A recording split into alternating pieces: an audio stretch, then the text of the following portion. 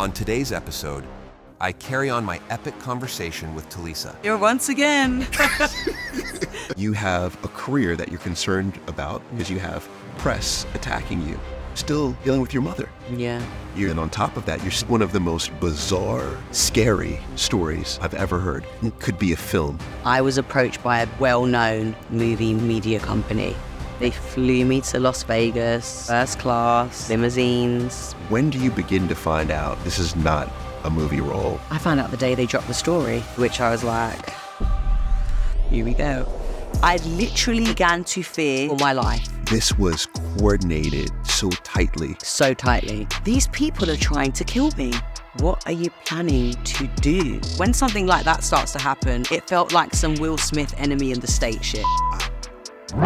Rarely am I speechless. Yeah, that happened. It was like... So I'm a celebrity. Yeah. What's that experience like for you? Absolute roller coaster. I was terrified. Like the damn one determined little bitch. Don't even say anything more. The question was, where's Tulisa? Yeah.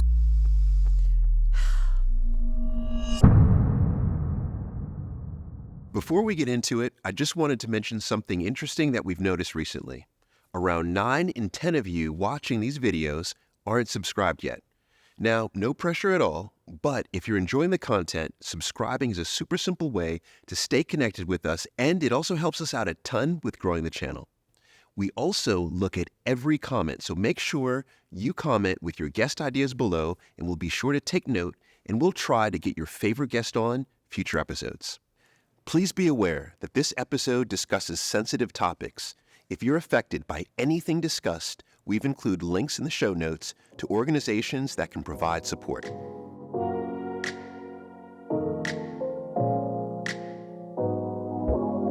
At this point, you leave X Factor.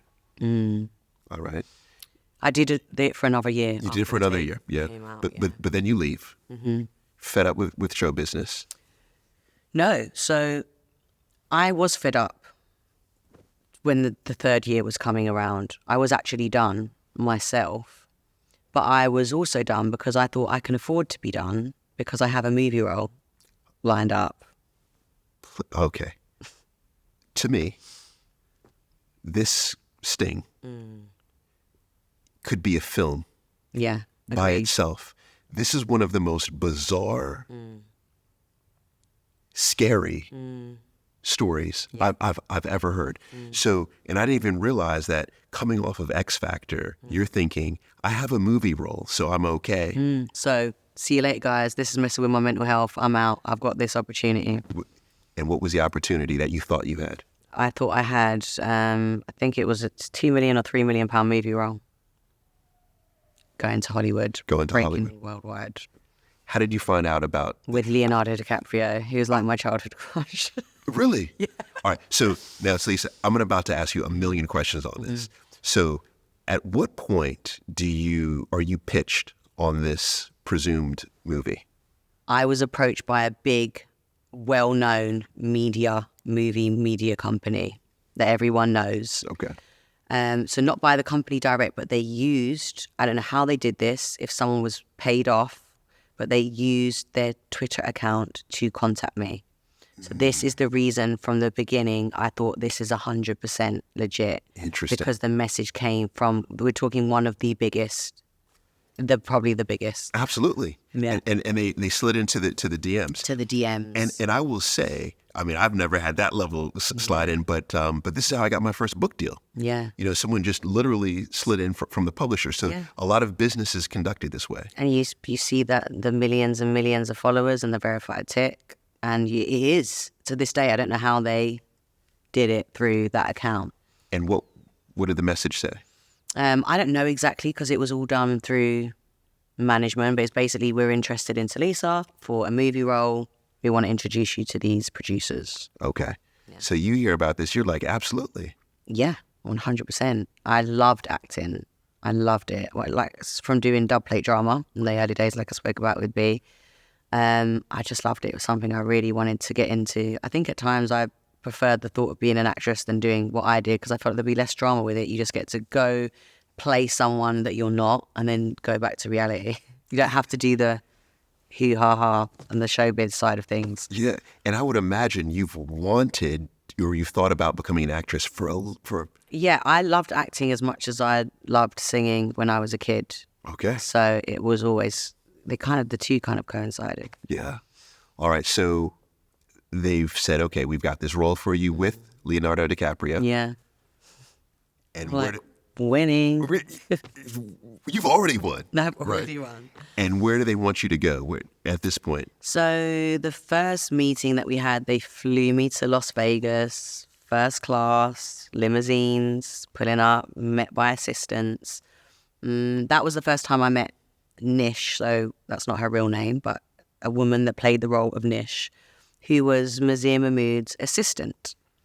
Okay. And she played the caring motherly figure who had a daughter who had read my book. She knew all about my story. She knew about my mum and her mental health. She knew about my spiritualism. And she believed that I was meant to get this role and that I should really trust her and do all the things she said to get this role. So you're in Vegas, phenomenal hotel, I would imagine. Mm-hmm. You know, you said limo, and you're meeting with Nish. This person. Nish is the person that greets me. Okay. And then she takes me up to Mazir Mahmood and another gentleman. But you're thinking these are producers. Yeah, movie producers. Okay. Bollywood/Hollywood. This is going to be the first Bollywood/Hollywood, like, real commercial role. And it's going to be like almost like a bit of a love story that about this ghetto girl and the culture clashes and stuff like that. And I really needed to be this ghetto girl in the role to get the role, because I wasn't experienced enough as an actress for something so big and so high end. The only reason I was good for this role is because I was the girl in the role, which is why it should be easy for me. And I would have Nish pulling me aside where the recorders aren't. So we'd be sat around a dinner table and then Nish would be like, let's go to the toilet. And then she'd go, listen, they're really wavering at the moment. They want to go for like a big Hollywood actress. They're not believing that you are the girl in this role. I really need you to go out there and up the ante, that you are this ghetto girl in the role. And you hear me in the space of a minute go from saying, oh, I used to get into fights and smoke a bit of weed, to now I have loads of friends with guns and I used to shot crack, and I'm literally like... Gotcha. Crazy stuff. Because Nish is encouraging you, and she's playing on this fact that she knows you want this role. Yeah. And you need to really act the part. Yes. And then we come back. There was a lot of meetings that didn't even involve me. So like they bring my management to meetings. They brought my accountants to meetings. They showed scripts. They showed contracts. Like it was really intricate. They had fake accountants, fake lawyers. So all of this is an act. It's all one of this big... is one big act. Yeah. But it now, I mean, I can imagine anyone going through this, if they were you, they're thinking, okay, this is legit. Yeah. This is a role. I'm going to be paid millions of pounds. Yeah. And as well, I didn't know it existed, like the entrapment. I didn't think like that was... I know I've heard of entrapment, that like police go out and find, criminals and then entrap them into doing stuff to catch them. But this scenario, why would anyone want to entrap me into drugs when I've never touched cocaine in my life? So of course it wouldn't even cross my mind. At what point do they then try to connect you with cocaine? Kind of instant, that they were making it evident that they were into drugs. So from the first meeting, I remember what I said, and this was my hint, like, I'm not here for it. Mm-hmm. They were like, I can't remember what I said. I said something like, yeah, like the L'Oreal girl without the drugs. Like my way of saying, not my jazz. My mate was like, he's bang on it. Yeah. Right. But then the more comments he kept making, I was like, oh, these are like party people. And so I was dropping little things in to be like, not my jazz. And they continue to push. They continued to push. They discovered that I didn't do drugs through my friends. They pulled my friends away from the table. They had a conversation about drugs and about them wanting to party. We have the recordings. I think it was played in court. Said, no.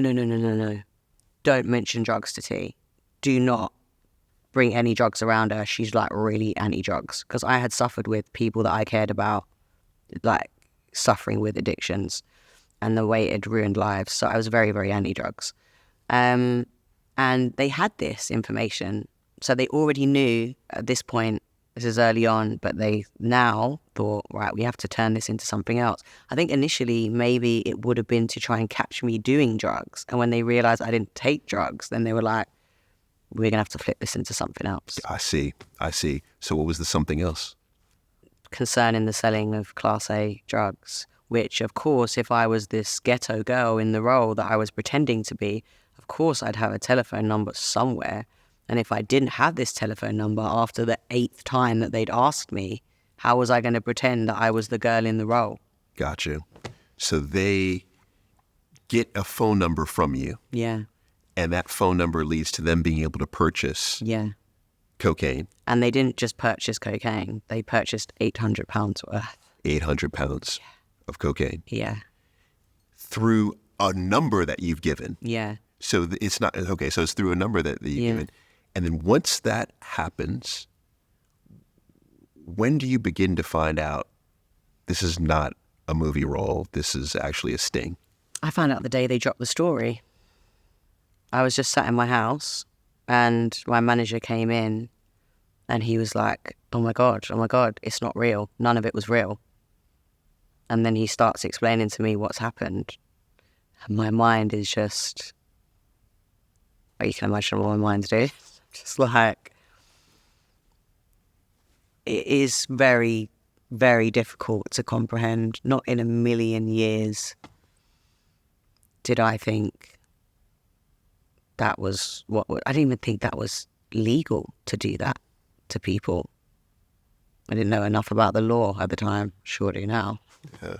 But even then, I mean, you had gone through some incredibly challenging times throughout your life, but this is unique. Yeah. Because this was a fabrication, right? And a very intricate fabrication. I mean, we're talking about the from the beginning, from the tweet to the flight, first class flight, to the limos, to the hotels, to the meetings, multiple meetings. The accountant meetings, the lawyers, the contracts. This is so, I mean, it's a film. Yeah, it is a film. They tried to get me for offshore accounts as well. So they were trying to get me to set up an offshore to receive the money in, which my accountant was like, They tried to set me up multiple times as well afterwards. What was the article that came out? Do you remember, what was it? Tulisa's cocaine shame.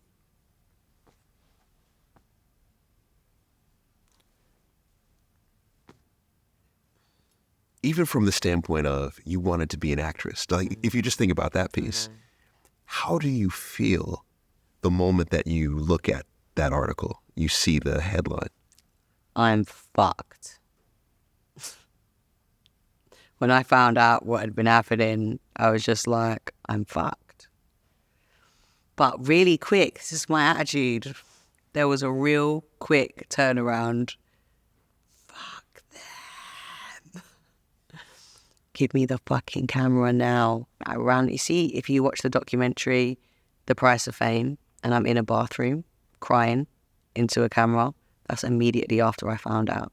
Because I was like, I'm going to fucking expose these motherfuckers for everything that they've done. I want to document everything. I called my old cameraman. I was like, get your ass around here now. You're going to live in this house with me. And I'm going to bring this out. And I'm going to show everyone what these criminals are doing to me. Okay.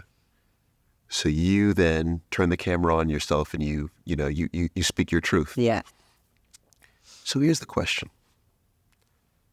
Who is the they that did this to you? And why do you believe they specifically targeted you? I have multiple theories. Okay. Some of which I couldn't disclose. Okay. Because they're that deep. Wow. Is there a theory that you can disclose? I think they wanted to take me out. I think there were a lot of bigwigs in the industry in general that wanted to take me out. I was way too strong for a 22-year-old female from Camden Town and too big for her. This sting cost them over like 300 grand to do in total, the amount of time that's spent, the actors, the everything, the flying around, this and that.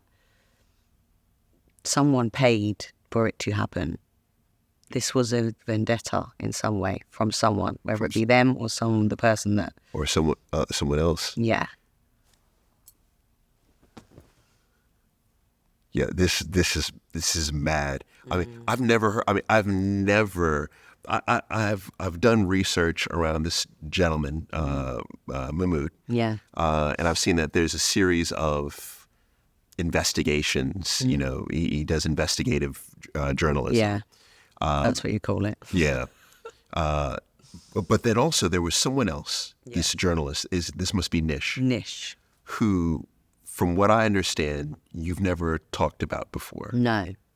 And it's very important because she played a crucial role, not even in getting me to say and do the things that I was doing, but because once it came to court, they had trapped me in a legal loophole where I was not able to use my defense.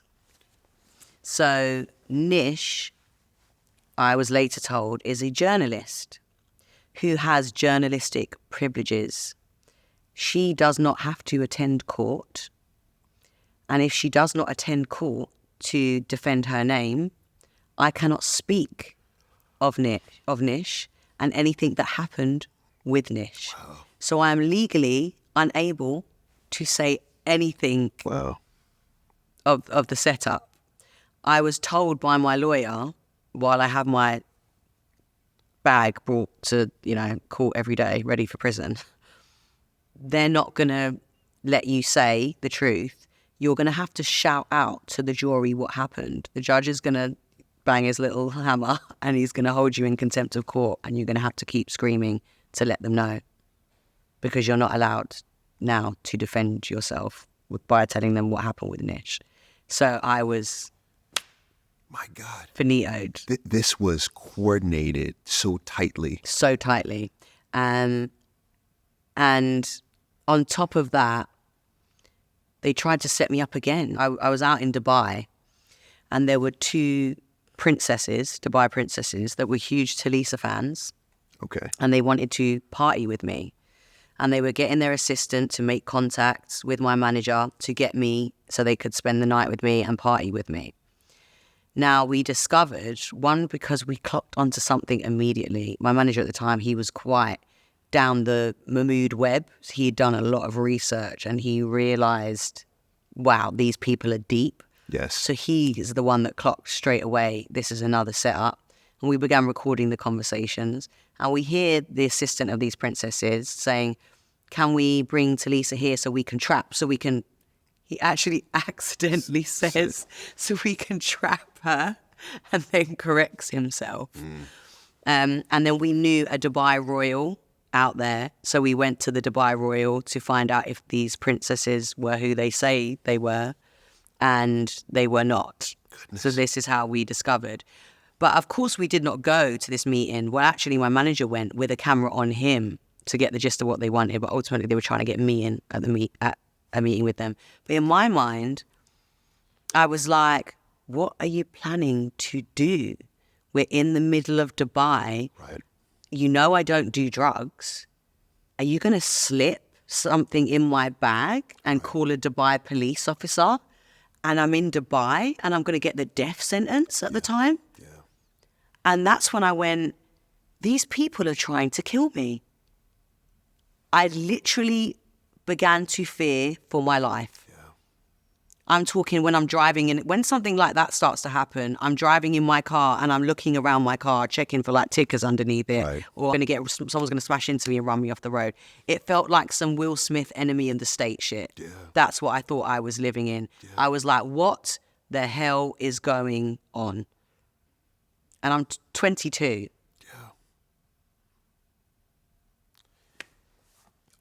Off the back of this, you're in court. Something that you just said that really hit me is that you said that your bag packed. Yeah, that bloody black bag with my stuff in it every day, ready to go to... You thought... No, that's what it was for. I was told afterwards that the lawyer had said to bring the bag in. Because as well, I've been told to, shout stuff out to the jury. So it's like at any point I could just... I don't know why they thought I could get sent down even before the verdict. I think it was because I'd get held in contempt of court for screaming stuff out. Okay. So you were prepared to be sent down. You were prepared to go to prison. I mean, yeah, as much as someone can be. I thought it's very possible. In my mind, I was like, right, well, I'm effed. I'm not going to have a career afterwards. So how the heck can I make enough money to live off for the rest of my life? So instantly I was researching, and books are the only thing that are legal to still earn from in prison. You can still release a book and earn money from that book. This is what I read at the time. So I began writing a book. That was my preparation for going to prison, because I was thinking finances. I need money when I get out, and I need money when I'm in there. Yeah. So I began writing a book about everything I was experiencing, but in novel form. So like first person novel form. And that year I was having like probably my most ever toxic relationship, but super passionate. So the book was kind of like this Sex and the City on a drugs charge.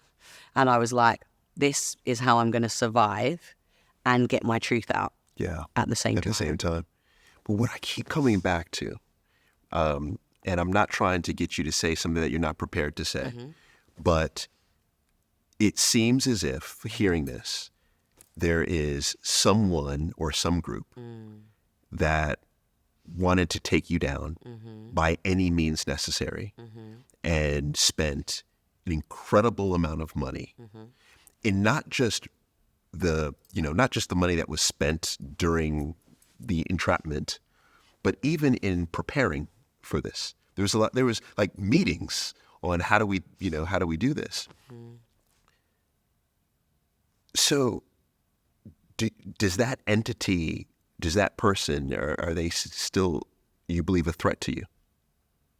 I live like I'm still under threat to this day. I mean, I've slept with a knife under my bed pretty much, feels like most of my life now.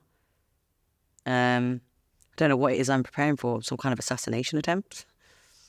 I know it sounds crazy. Quite honestly, hearing that story. Yeah, it's not. It's not. Because my friends don't think I'm crazy at all, because they've lived it with me, and they're like, hell no, are you crazy? You better get them gates up. You better get them to train security dogs in. I saw you with the trained dogs, and now it's all making sense. This is why is to protect yourself. Yeah. Like I practice archery at home. I have a bow and arrow. Like it's got to that level. Yeah. But I also don't spend my life rattling around my house, like, waiting for someone to come through the door. Right. But I am prepared. If I hear a bump in the night, I'm ready to go. You're ready to go. Yeah, it's that energy. I don't live thinking about it, but as soon as I hear a duck, I'm up. Then you're ready. You're ready. Yeah. The case. How was the case resolved? So while I was in the car with one of Mahmoud's drivers, who, unbeknownst to me, was recording me, I had a conversation about someone very close to me and dear, and I said, they're stuck on the drugs. I need to get them away from the drugs, off the drugs, get these bloody dealers away from my house, and had this very anti-drugs conversation where I was getting very upset and emotional about the situation. And initially, the driver went to the police and said I'd had this conversation. Then, of course, this didn't look good for my case, because if they could prove that they were aware that I was anti-drugs, then they would have had no reason to entrap, and then it wouldn't have been legal, so the case would have fallen apart. Okay. So Mahmoud got the driver to change his statement. So it started off as what happened, and then he went back to the police and he said, oh, I got it confused. It wasn't Tulisa saying this. It was her friend sitting next to her in the car. To which I was like, here we go. And then at the last minute, this is what I've been told. I could be wrong about this, but his son passed away and that it was possibly drug related. And in a turnaround of conscience, he stepped forward to my lawyers and handed them the email that Mahmood had sent him telling him to change his statement. So I would never have got off this situation if it wasn't for telling. Then put himself up to be prosecuted and had to wear a tag for God knows how many months. If he hadn't done that, I would be in jail. Because I had no defence. They'd secured that with the Nish situation. jeez, what would the sentence have been? 4 years was the... 4 years? Yeah. Yeah, you would have been in jail. Yeah. Yeah.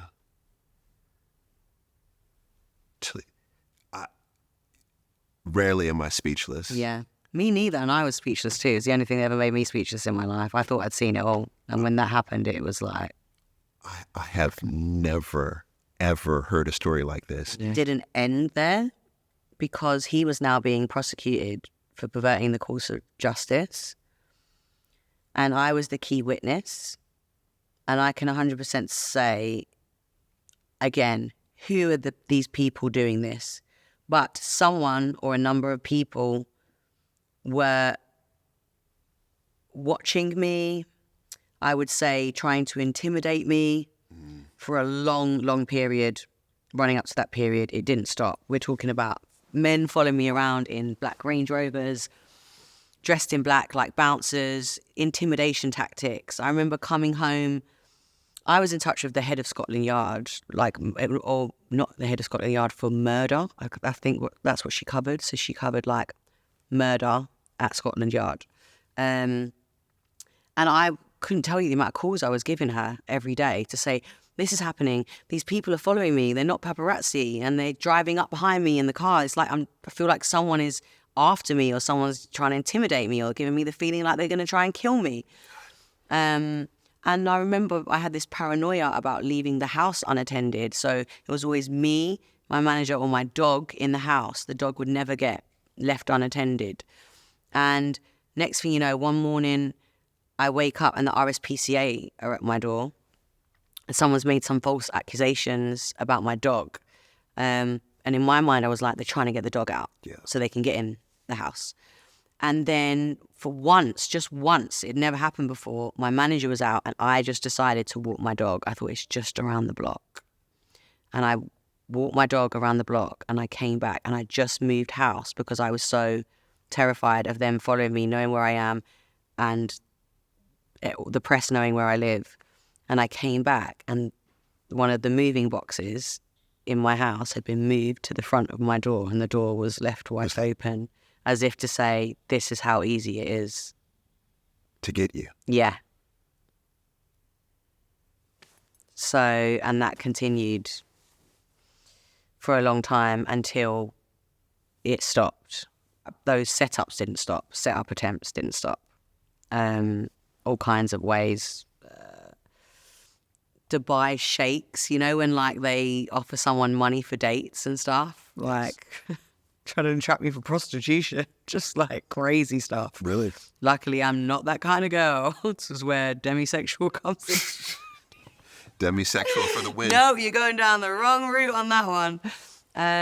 But yeah, just all kinds of ways and set up attempts afterwards. But it just really felt like it didn't really end for a long, long time for me. I only feel like maybe in the past 6 years is when I was kind of left to feel like, I've been... Yeah, you can breathe.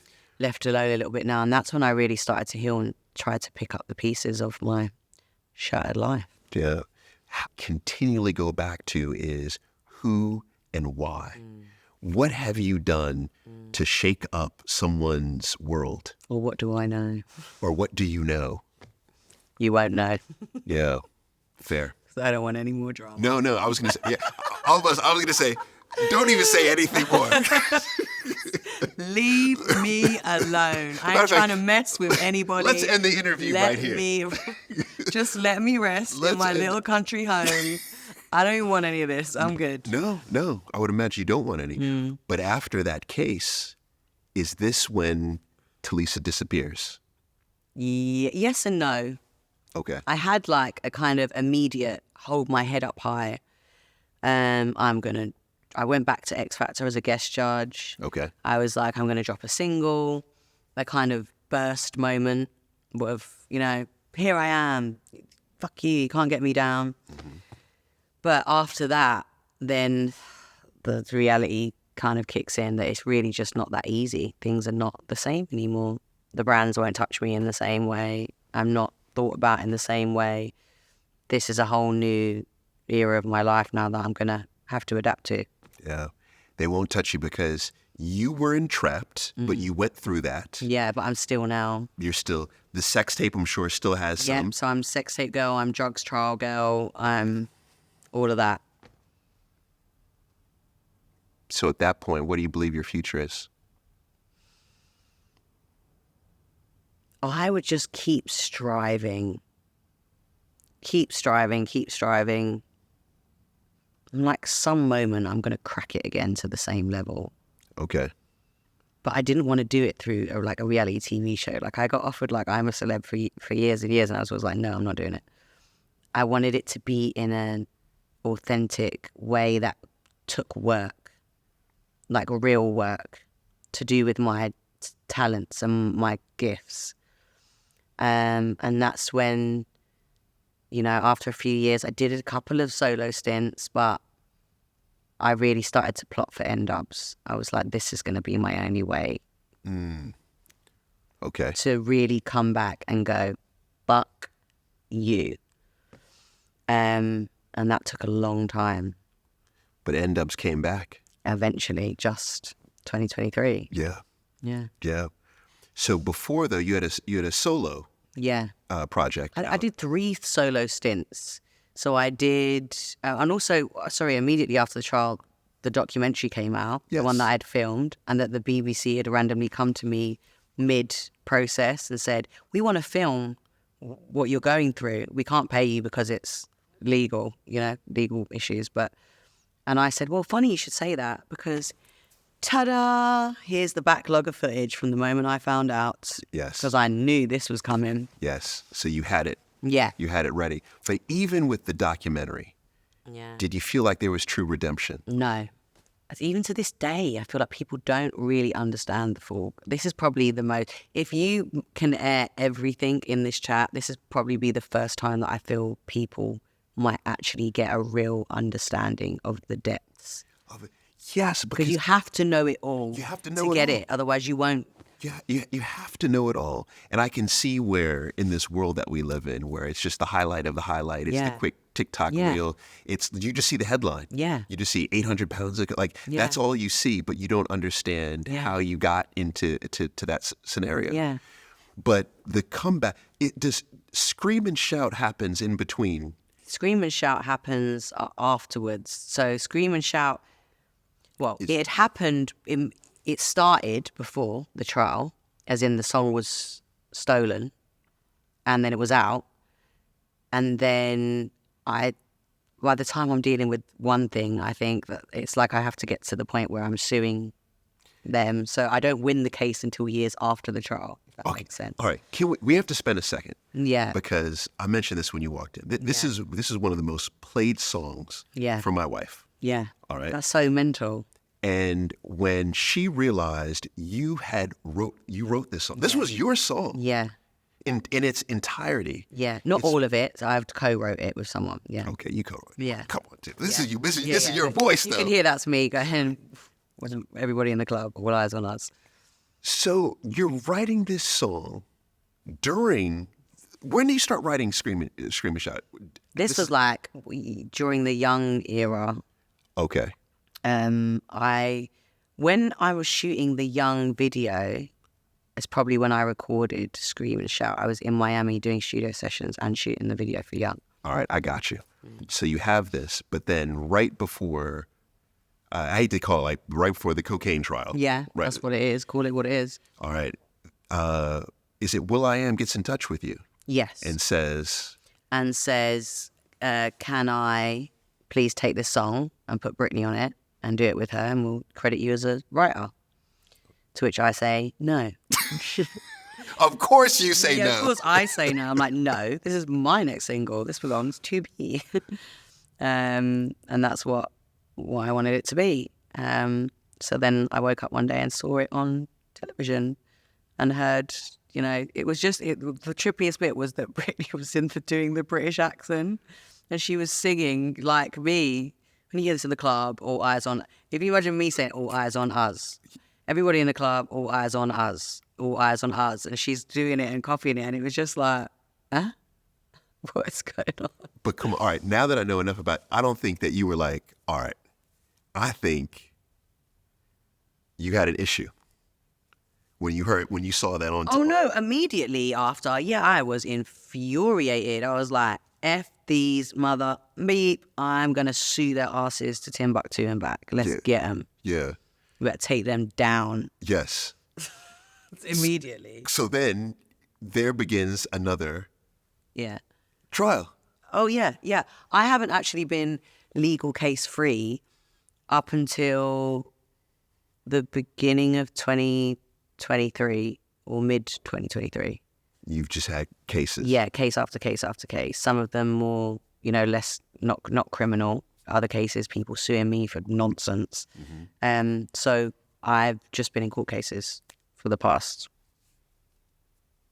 10 years. 12 years. So scream and shout, how does that case resolve itself? I win. I get paid. And you get paid. There you go. So you win. Yeah. Yeah. Phenomenal track. Like phenomenal. Yeah. Yeah. Phenomenal. Yeah. Yeah. And yeah. That wasn't the only court case that was happening. You had that. And then you had, what else was happening around that time? I was also, before the trial, suing the Let's for stories that they did a Homewrecker. Okay, that was a big deal for me, the Homewrecker thing coming out. What was the Homewrecker? I had a partner at the time and his ex-partner basically decided to lie and said that they were still together and that she was pregnant and that I'd gone in and split them up. I knew that they had an ex-partner who they had a child with, but they didn't even exist until this moment. And it was pitched like I'd gone in and done some crazy stuff to break them up and was fully aware I was having this big affair. They weren't even together at the time when I met him. So I sued them for that as well, but the damage was already done because when I won that case, And you won get that. a tiny little thing in a newspaper somewhere that just says, oh, we got it wrong. Look at this. We messed up, we printed false information. Look at this. But the damage has been done. You've got half of the country or the whole country, 16 million people watching X Factor at the time that are reading mothers, oh, Tulisa's also a husband stealer. So all of these things just start. What is she not? Yeah. What is What she am not? I not? What is she not? What am I not? I would imagine, though, at this point, and maybe you're not thinking, how can I just be done with show business? Yeah. How can I just get on to something else? Yeah, and that was when I was like, please, I need something else. I can't do this anymore. I can't physically do this. And that's when the movie was lined up to come along. Perfect timing. They knew just when to... They knew exactly. Exactly when They to knew attack. exactly. How do you thrive in an environment like that? Because I'm now okay, I'm in the Tulisa world, right? Mm-hmm. You have all of, someone is after you or an entity is after you. And then on top of that, you're still dealing with your mother. Yeah. You're dealing with the relationship that you're trying to build with your father. You have a career that you're concerned about, rightfully so, because you have press attacking you. How do you thrive in an environment like that? What and I hear faith. I hear you on that. But what else, or do you need anything else? Well, first of all, I didn't have a relationship with my father at that time because after I found out about the sting and what had happened to me, unfortunately, my father did a sit-down interview with Mazir Mahmood. So that was the point that I didn't speak to my dad for years afterwards. It took us years to speak again after that. So that was that. So my dad wasn't around. I honestly, I am one determined little bitch. Like, there's nothing else I can tell you. Little? Little bitch. I just have this little fury in me that when I need it and I have to tap into it, I will. I am not going to be shat on by individuals in ways that I do not deserve. I am not going to let anyone tell me it's over. I say when it's over. And it's over because I want it to be. Oh, I hear it. I hear it. I need to come clean and tell you about the love affair I've been having these last 2 years. But before you start thinking that I'm disloyal, don't worry, my wife knows everything. Because even Jill can't ignore how truly, madly, deeply in love I am with my new show sponsor, Huel. Hand on my heart, I carry up to 3 Huels with me every day. Some might even call me a hardcore Huel drinker. And they'd be right, I am. My days start early, so drinking my ready-to-drink Black Edition Vanilla is such a convenient way for me to fuel my body with great nutrition. But the part I love most is Huel is a complete meal packed with 35 grams of protein plus 26 vitamins and minerals to help me thrive. So whether I'm traveling, on set, or recording, I know Huel will keep me feeling good. If you're tempted to have a love affair of your own, visit Huel.com and use code PAUL for 15% off your next order. That's HUEL.com. Dating can often feel like a lot of pressure, especially when we're focused on finding the one. But what if we change the narrative with the help of today's show sponsor, Tinder? A great date might lead to you learning a new skill or discovering a hidden gem in your city. You might even meet a new lifelong friend. Sometimes it's just about enjoying the moment and sharing an experience with someone new. Tinder is a place for all types of relationships. Whether you're looking for love, friendship, or simply a great date, it's designed to help you explore every possibility. Dating isn't about success or failure. It's about the journey. So take the pressure off, open your mind, and embrace the adventure. Wherever it takes you, it starts with a swipe. Download Tinder today and see where your next connection might lead. We get to I'm a Celebrity. Yeah. Now, you wanted to break through on, you said, your talents and really try to, but you did though. And I think did that. N-Dubz comeback was strong. Yeah. Right, incredibly strong. Yeah. Was the tour sold out in how long? This tour sold out in 3 minutes, and we sold it out like 3 to 4 times over. We did 402s. Come on now. Yeah. That's strong. Yeah. And highest charting album first week ever. So, Come on. yeah, Okay. So strong. strong. All right. So you come back on that. Mission and- achieved. Mission achieved, Yeah. right? I'm a Celebrity keeps knocking. How many years did they knock on the door? Yes, I've lost count. I don't know. I think since I left X Factor. Okay, so they've been knocking. So why do you decide this is the year to do it? Something in me at this point, this is the only point I'd really found my peace, that I was ready to go out and be myself or reveal myself. Because I was so unhealed for so many years. I still had so much trauma. Even if I'd have gone out and been myself, sure, I'm sure people might have still been able to relate to me and warm to me, but they would have just seen this girl's traumatized. I didn't have enough strength Yes. to want to go and do something like that. I was, To spend a second on that, because so many of us are in that zone yeah, of we're searching for our strength. We feel traumatized. We feel like we can't go on another day. yeah. How did you find your peace? Look, I'm just going to keep it real. Obviously, sometimes you don't want to draw attention to things that people don't know about. But one thing I've found off the back of coming off of I'm a Celeb that I'm sure about is maybe so much the showbiz world isn't for me in the commercial sense and the tits and teeth. Yes.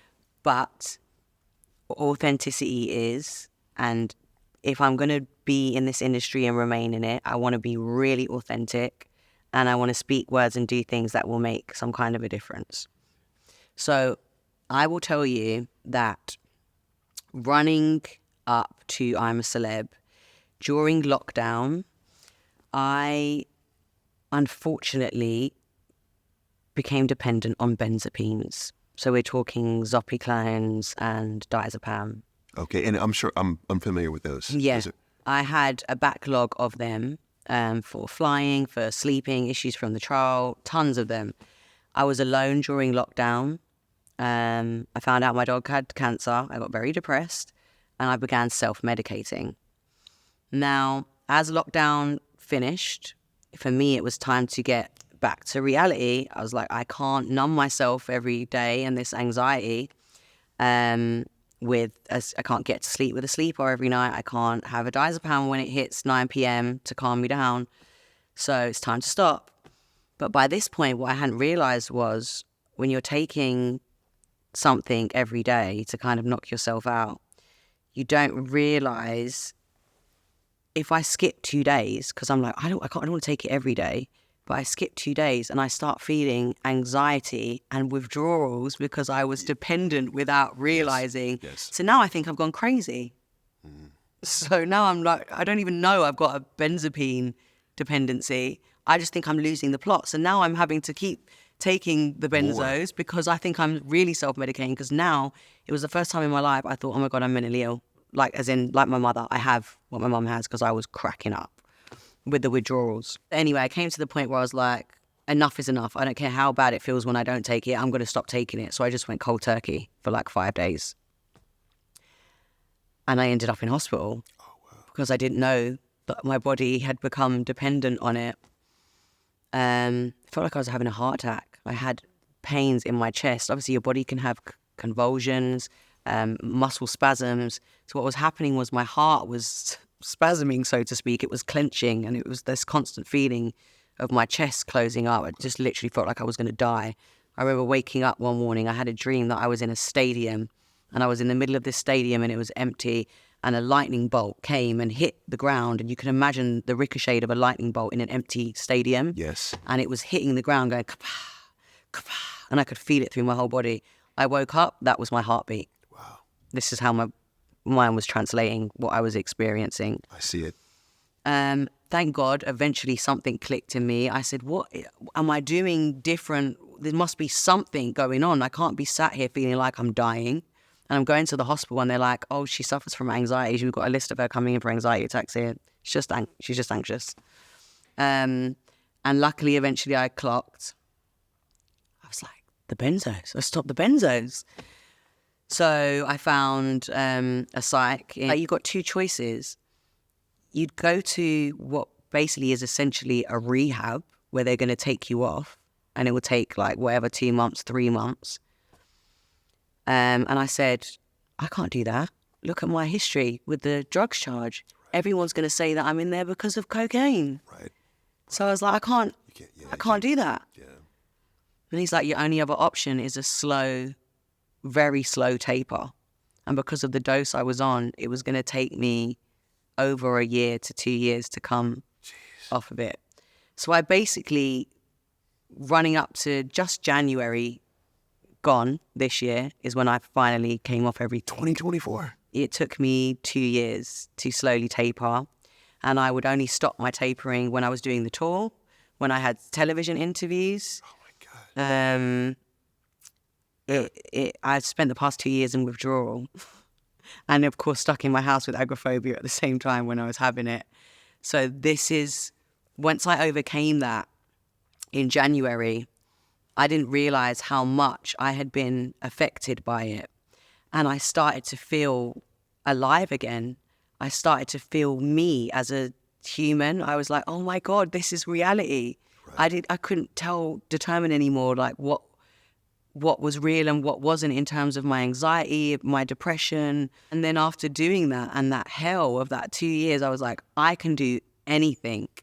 And this fear I have of being in the public eye and doing something that I have done all my life and that other people have taken away from me and created this trauma, I am going to go in balls deep at the deep end because I've never been so capable of doing it. And I'm just going to dive. And at the same time, I'm going to speak my truth and I'm going to show everyone who I am. I'm not having any more misconceptions of my character. You can say what you want, think what you want, but you base it on the truth now, because I'm not going to sit here underneath all these narratives and these lies and this nonsense. I don't want to hide anymore. And I went and I did it. You did. I did. I understand why. Yeah. I understand why. Yeah. Thank you for sharing that. Yeah. I continue to go back to, you never know what someone is going through, No. what someone is dealing with. And there are layers in terms of what you have been dealing with, Yeah. what you've been managing, which I believe many people could not. Mm-mm. I hear that, but then you don't know how strong you are until you find out. Yeah. But you don't have a choice anymore. Yeah. You just have to do it. Yeah. But that was one of the toughest experiences actually in my life. Like, I thought some of the other stuff was bad, but that consistent feeling, the withdrawal feeling, the feeling of waking up every day, feeling great depression, sometimes feeling like you want to go and jump off a balcony, but having to tell yourself, oh, it's just withdrawals. It's just withdrawals.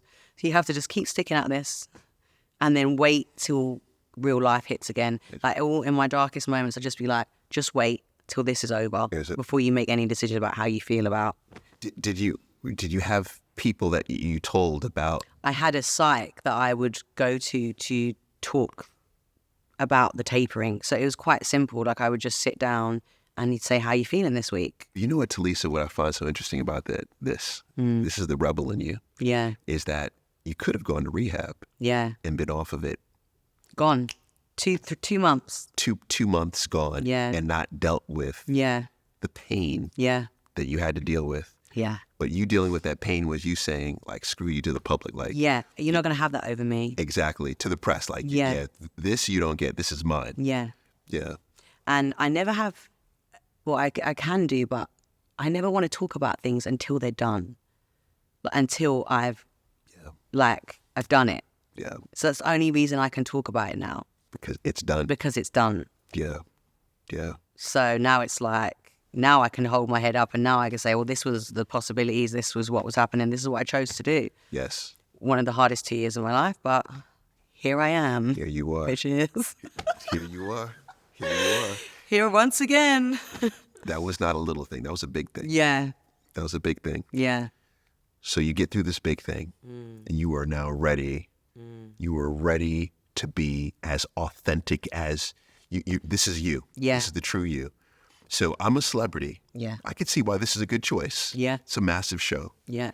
And, you know, there was interest in everyone, but let's face it, there was a lot of interest in you. Yeah. Okay. A lot of interest. Some in right you. reasons, some wrong.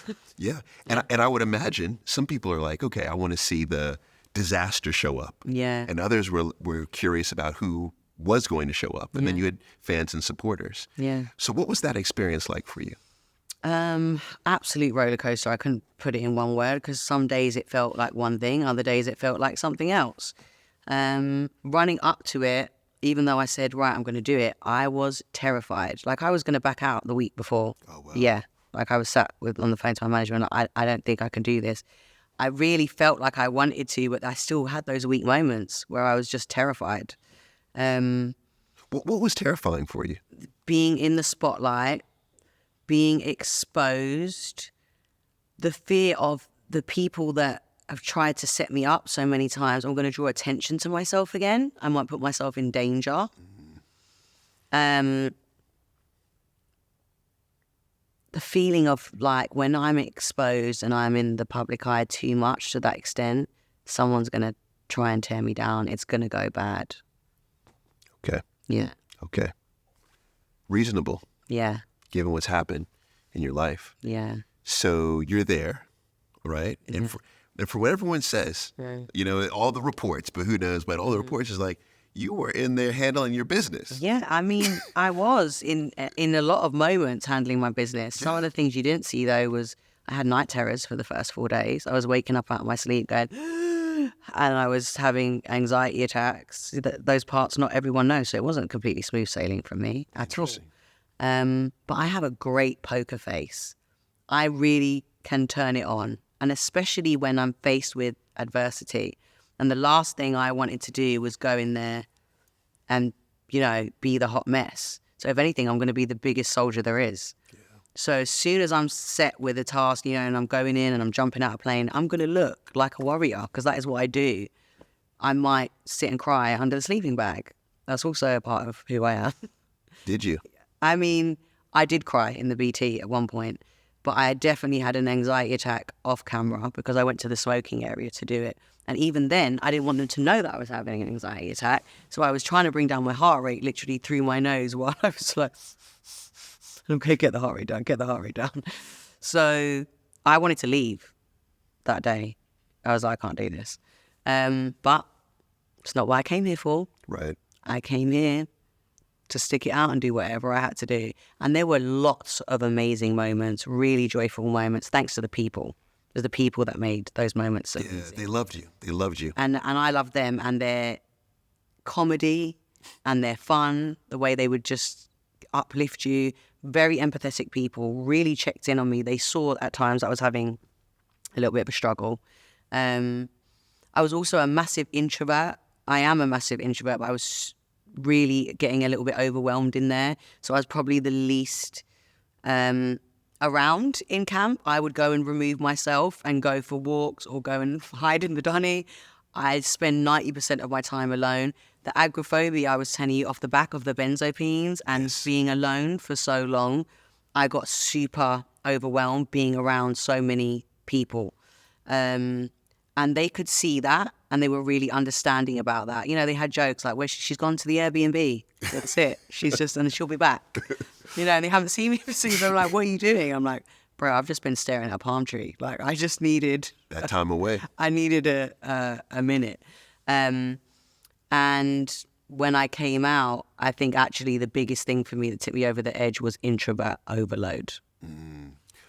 Explain. Too much. I had pushed myself into doing this, and I was ready to overcome all the fears and being in the spotlight, but being watched consistently so many hours a day, nowhere to hide, nowhere to run, feeling so exposed, everyone can see me. And also this underlying fear, probably irrational, of being watched. Yes, by millions. But being watched from the Mahmood thing, feeling under surveillance. It's like a subconscious thing in there. I don't like being watched, which they say don't go on there then because you know what you're getting into. But part of this was, no, I'm going to go on and I'm going to face all these crazy ass irrational fears. Right. Like that was part of the plan. Like I know I was going to go on there and feel super uncomfortable.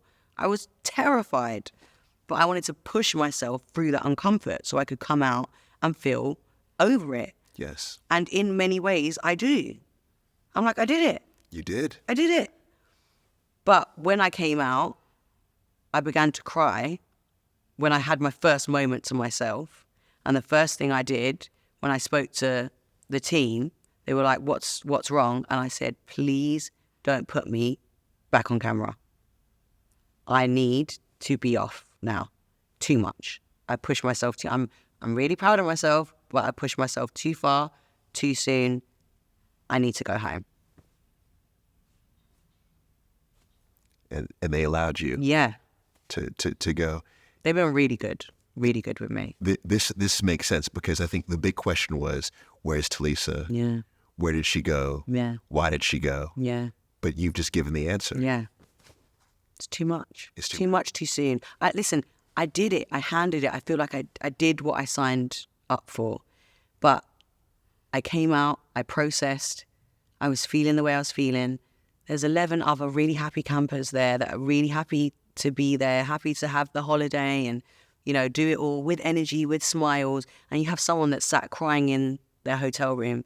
In this current age that we live in, it's like, you want me to be there out of principle when I'm having a breakdown?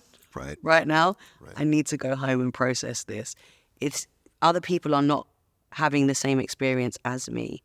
They haven't had the same experiences in the past, and they're all current people that are doing radios or they're on television. This is very much the norm for them. This, for me, was a psychological experiment for myself. Right. This is a very important point because you did this primarily for you. Yeah. So the moment that the experiment ends, you now are complete. Yeah. You don't feel like you owe anyone anything. Exactly that. Yeah. And I'm not trying to get anything more out of it in terms of, in TV. Exposure, etc. So I guess in a way I'm blessed to be that person that can say, if my mind isn't feeling healthy after everything that I have been through in this life, I'm going to take care of myself.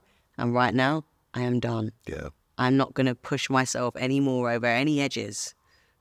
I have been over enough edges in my life. Yes.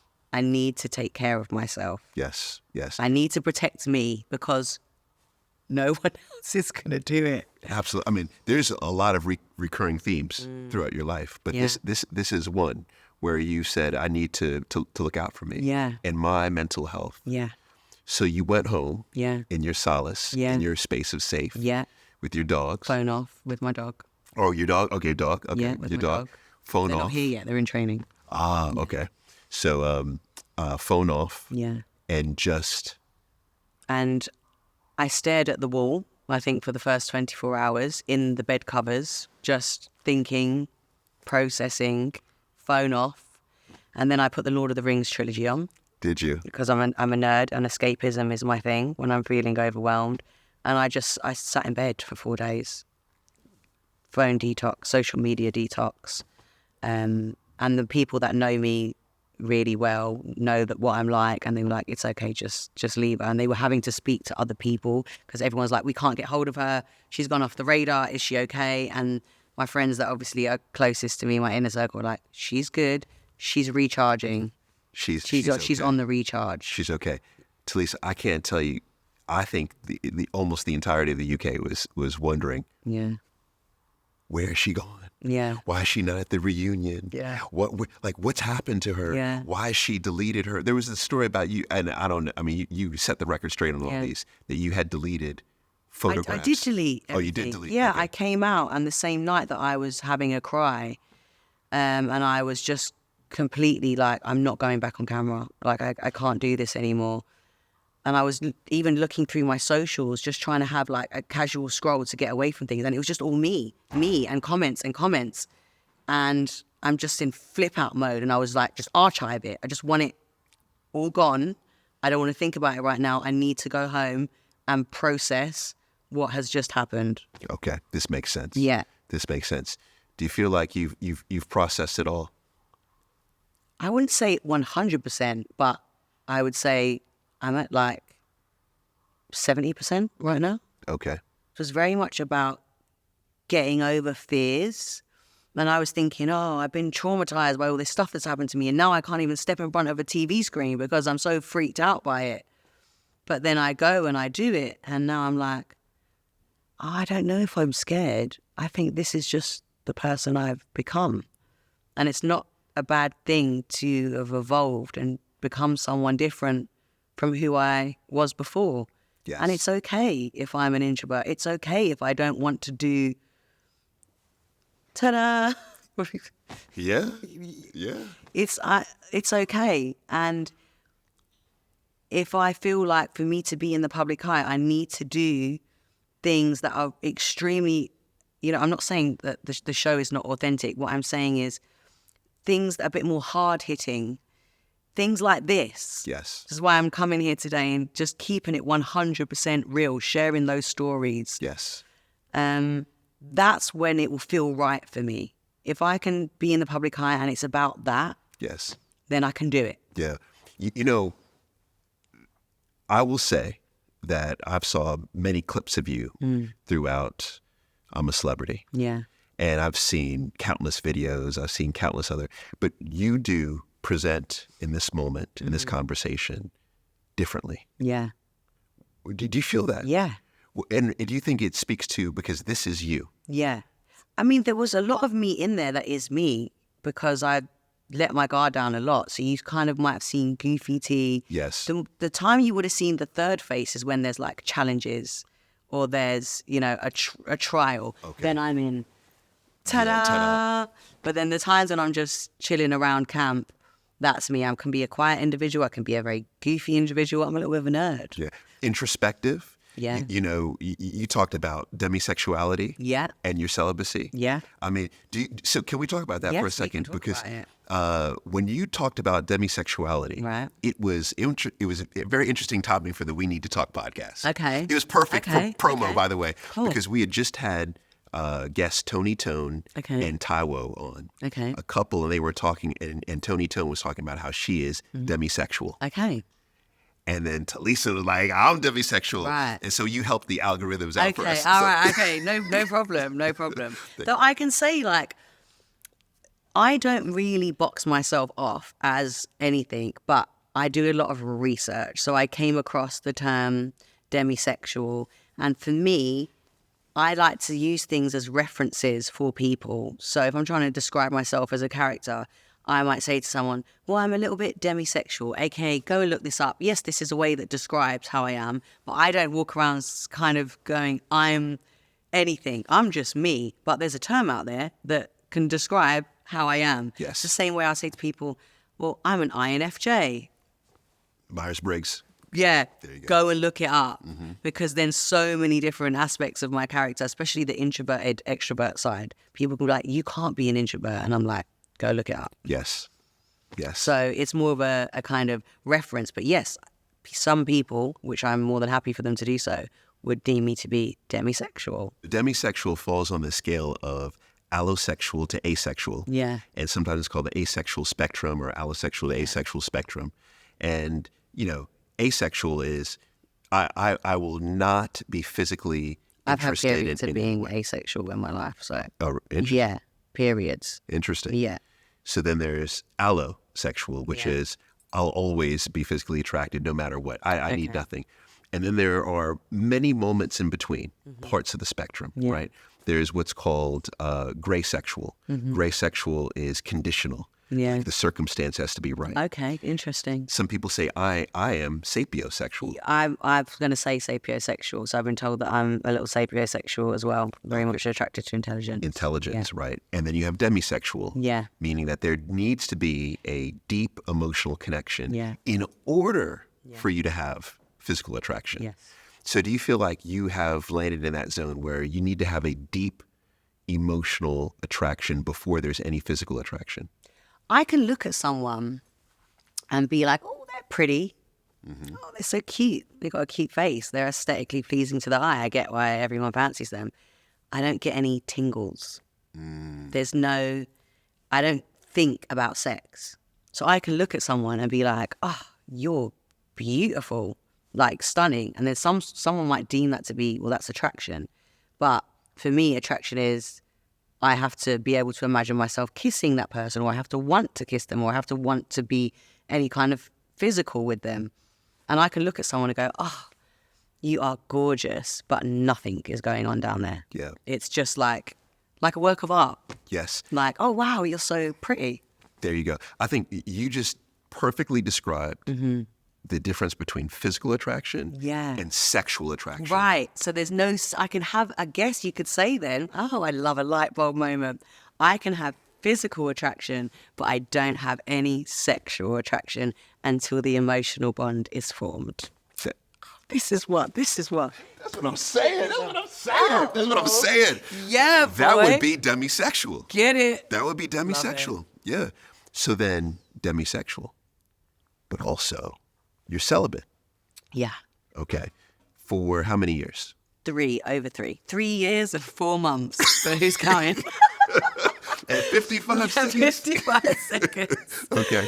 Jesus. So what's the reason? I haven't met someone, well, I haven't got to the point where I'm like, this is it. I'm trying to find, it's hard to, word things without giving away too much about your own current love life. Okay. When I just think of it, over the 3 years, I haven't got to a point where I'm like, I'm ready to enter into my next relationship. Everything is right. I'm totally comfortable with doing this. I can't wait to do this. Let's go. I just haven't got to that zone yet. Yeah. But you've dated. Yes. All right. I'm sure many people have slid into your DMs. Yes. But I'm not really a DM person. You're not a DM? People don't really get. How? I'm a bit old school. Okay. You want someone to... I like really old school, like someone slipping in my DMs, like saying, hey, they just won't get a response. Oh. They'd have to write like a whole, probably like send me a poem. Like, they'd have to be like, I've watched you and I watched this interview that you did about this subject and it was really interesting to me and I thought we'd have a lot in common. I think you're a great individual and I found this fascinating. And I would need like a whole thing. Paragraph Okay. for me to go, Maybe. That's the demisexual in you. yeah, as well. so DMs don't really hit with me. Yeah. So, are you single? Yes. Okay. Yeah. Would you like to be in a committed relationship? Under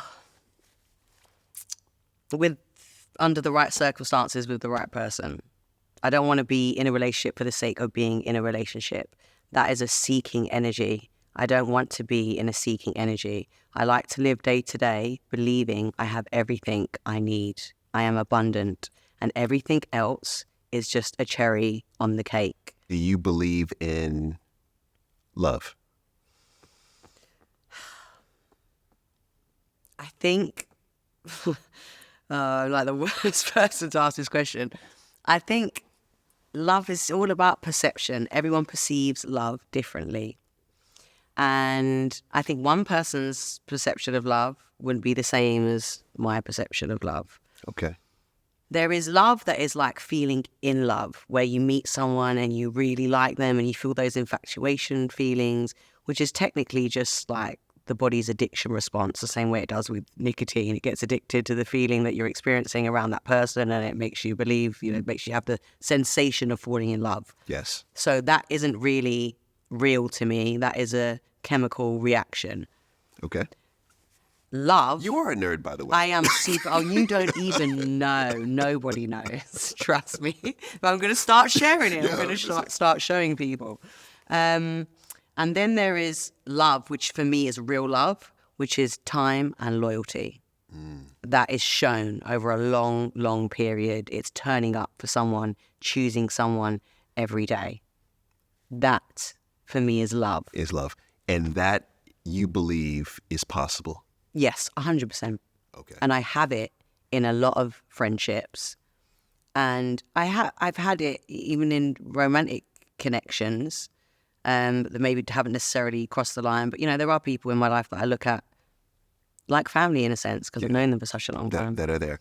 Yeah. All right. So you'll appreciate the nerdy reference here. Is there's a researcher named Robert Sternberg, and he created a theory called the triangular theory of love in the 1980s. And he looked at different ways that love can be presented because there's the love of friend, right? Which he says is, he said it exactly how you said it. It's trust. Yeah. And it's having this level of emotional intimacy. Yeah. That is a best friend. Yeah. Right? That you'll have for life. That's love. Yeah. But what he calls consummate love, which is romantic love, is you have trust. Yeah. You have emotional intimacy. And the last piece, the third piece of that triangle is... Oh, you asked? Physical. Okay, right. Oh, yeah. Attraction. Right. Oh, yeah. Of Such course, don't ask me. You got no chance with that one, Paul. Looking at me like I was going to get. It's like, that's the last on my list. I'm like, oh, yeah, I forgot about that. Yeah. That's physical attraction thing. So there being attraction. So if you have that attraction and you have the emotional intimacy and you have trust, that is, as according to and then it progresses. And you get to over 5 years of it, then you're like, damn, this is love. This is love. And you turn up for each other every day. Yes. And you manage to keep stuff good 80% of the time and you work through the other 20%. Yes. That's love. Yes, that is love. Yeah, 100%. Yeah. And it's funny because even though I've been open about the fact, okay, so I'm demisexual, one of the things that are super important to me now in my love life, if I'm going to enter into a relationship, is physical attraction. Because I have such a lack of interest in it, I've had a lot of relationships over the years that are so not based on attraction that what happens is when you get over the honeymoon period of the conversations and the friendship, there's nothing left afterwards. And I've ended up actually hurting people because I've based it too much on friendship and there isn't enough there. And I've realized I need physical attraction and I deserve that too. And I need to start prioritizing that Yes. on my list. So I can't have a great and the best relationship you can have without that, because you need to have all areas covered. Without the physical. Without the physical, without, good sex. Yeah, but I will say, I mean, this is There has to be an attraction there. Otherwise, you're just friends. There has to be an attraction there. But you know what makes for the best sex life? It's the greatest friendship. It's the greatest emotional intimacy. Yeah, 100%. No, Yeah. 100%. Yeah, what I'm saying is I need that too. I can't write off, the sex life. I can't write it off. It needs to be a part of all these other amazing things that I would be looking to build, and I need to prioritize it. So and lifestyle is my other big thing. Lifestyle. Yeah, tell me about lifestyle. Lifestyle compatibility. Oh, okay. Is for me key. Yeah. Lifestyle compatibility. It's like a non-negotiable for me. I can't deny any of that. I always look for pushback. I'm like, how can I push back on this? I can't deny any. I think that you've thought this out well. Yeah, I'm a big thing. Yeah, and so now it's just the people approaching you. Yes. This is the key. This is the key. All right. God bless their songs. Yeah, I was going to say, oh my God, I can't imagine God the bless hoops them. they have to. Oh, my God. it's a circus. Yeah, It's a circus. Yeah, it's a lot. Yeah. And I would imagine too, for you to have trust in someone, Yeah. it's going to require a lot, for them. But this is, so beyond I'm a celebrity. I've heard you talk about real estate Oh, yeah. and doing something that I think a lot of people would say is obscure, but Yeah. it's not obscure to you. It's actually not obscure. Building my fantasy land. I never Can I say this? It's not obscure. I'm going to build a fantasy land. I'm so used to people in my life saying that's frigging crazy, and me going, yeah, watch this. I'm going to build a fantasy land. So you're going to build a fantasy land. I'm going to build my themed rentals. I'm also going to throw some stargazing domes in there and, some fishing lakes, very nature reserved orientated. Okay. And it's a big money maker, excuse me. Go and look at, not saying this to you, I'm saying to anyone out there that's like, that's crazy. Go and do your research. Do you want to spend 2 years building some stuff that you're going to rent out at the average rate? This is going to go for 4 times the amount. So it's not just me being extremely passionate, but also business headed. I get to live out my passions and make 4 times the amount of money off the back of it. Why not? Why not? So fantasy not obscure in that respect. There is, and this is you being you. Yeah. You are tapping into. Yeah. You love Escapism. That's one of the things that I've adored since being a child. That was one of my escapes. Fantasy movies. My favorite movie growing up was The Labyrinth with David Bowie and The Dark Crystal. Yes. And that's what I used to watch on repeat. I was just a fantasy nerd. My favorite book was Brog on the Stoop, which is pretty much like a labyrinth type. So we have fantasy land is going to be created, more authenticity. Yeah. Anything else coming for you? The book that I told you about that I wrote. This novel. Yeah. It's a novel. Yeah, it's actually a novel. Okay. Written in first person, narrated. So. This is without question that's going to film. That will be. That will It's be mad optioned. because everyone that's read it is like this has to be turned into a film. This is crazy. Yeah, that's wild. So for me, there's that, and then I'm like, whatever. I'll get in the studio of N-Dubz at the end of the year, do another N-Dubz round. But other than that, I'm in that peaceful era of just, do I feel passionate about it? All right, I'll do it. Yes. Do I not? I'm staying at home. That I won't do it. I love it. I love it. I love it. Yeah. We have talked about so many things. So many things. So many things. I think we would talk for 5 hours, actually. Literally a long, interesting life. So even sometimes I forget half the stuff. It's like, God. You're incredibly young.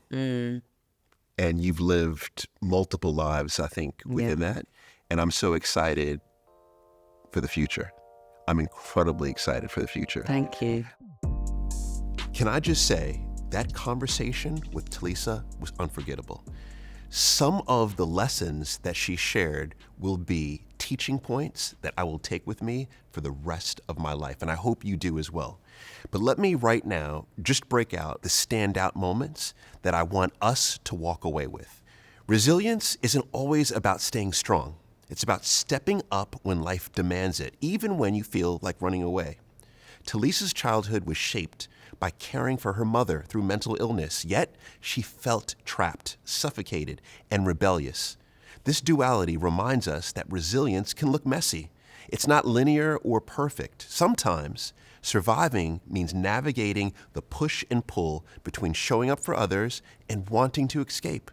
But even in rebellion, resilience quietly takes root, shaping us into someone who, despite it all, keeps going.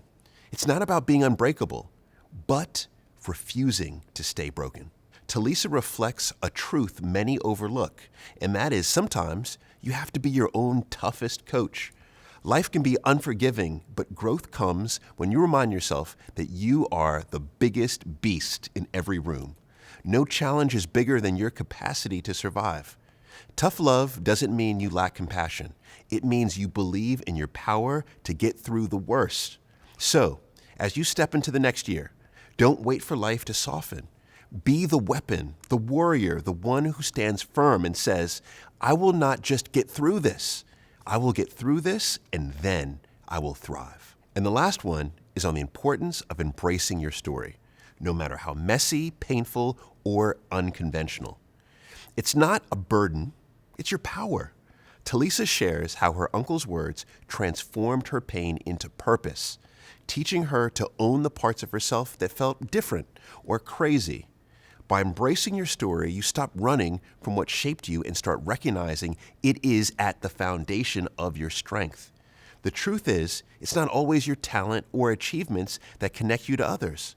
It's your lived experience, your survival, and your courage to share it. Your story isn't what broke you. It's what will inspire others to rise. So own it. Let it be. That's where the magic begins. And that's it. As always, thanks for watching, and I can't wait to see you next time. And just remember, around 9 in 10 of you watching these videos aren't subscribed yet. Now, no pressure at all, but if you're enjoying the content, subscribing is a super simple way to stay connected with us, and it also helps a ton when growing the channel. We also look at every comment, so make sure you comment with your guest ideas below, and we'll get your favorite guest on our future episodes.